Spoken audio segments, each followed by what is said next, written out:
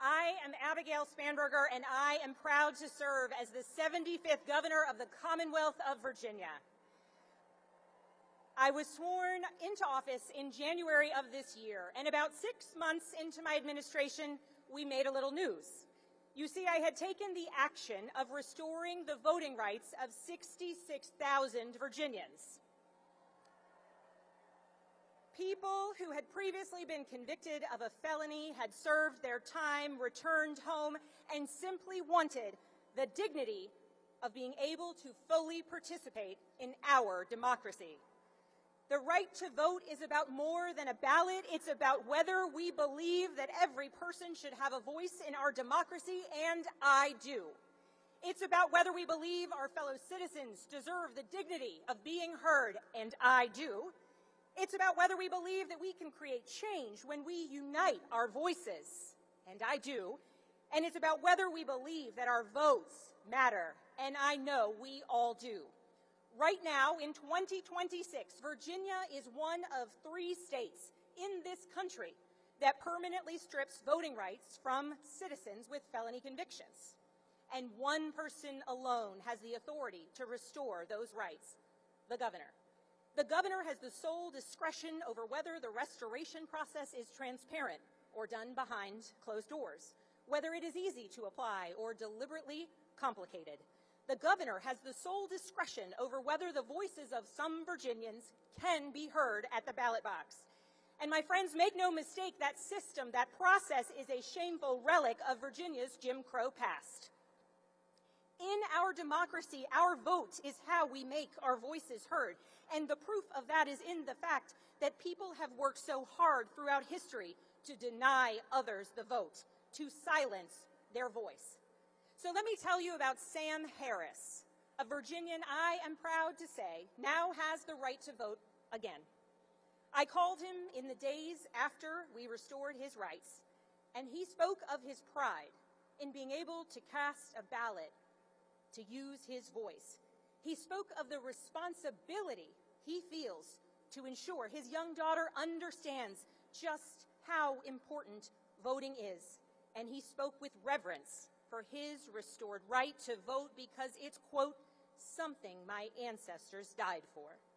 Because for as long as there have been people trying to silence others, there have been generations of Americans fighting for the rights of others.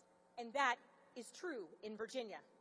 It was in Fredericksburg, Virginia, where the Freedom Riders made their very first stop on their way south.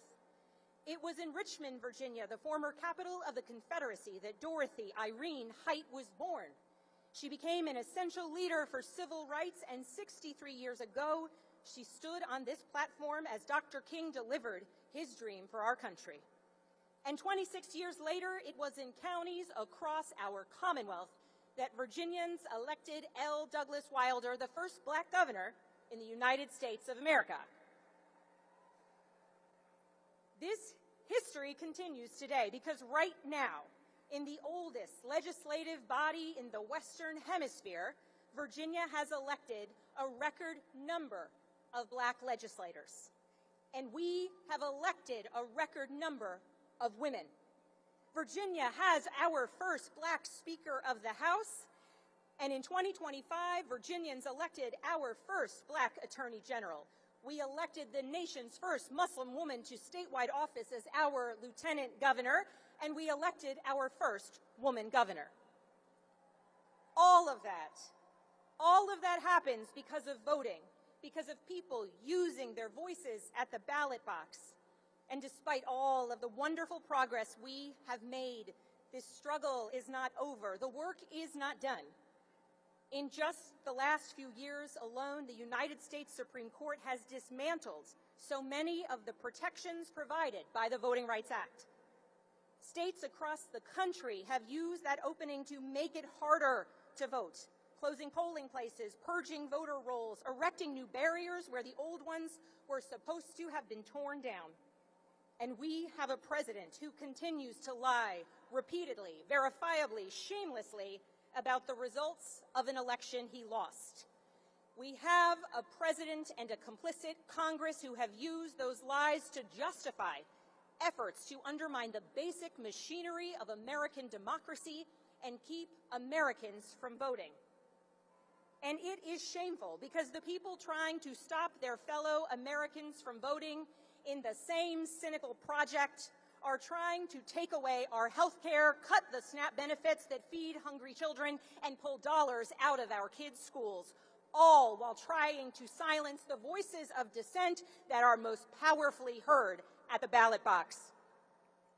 To the Virginians here on the National Mall and to those watching at home, this November, we have the power to right a wrong in our Commonwealth. If you believe, as I do, that someone who has paid their debt to society and is working hard to create a new life deserves the dignity of having their right restored, vote yes on Virginia's constitutional amendment to ensure automatic restoration of voting rights into the future. Now, when I began speaking, I said that 6 months into my term, we had restored the rights of 66,000 eligible Virginians. Well, here is an update for you. As of 2 p.m. yesterday, my administration had restored the rights of 100,000 eligible Virginians.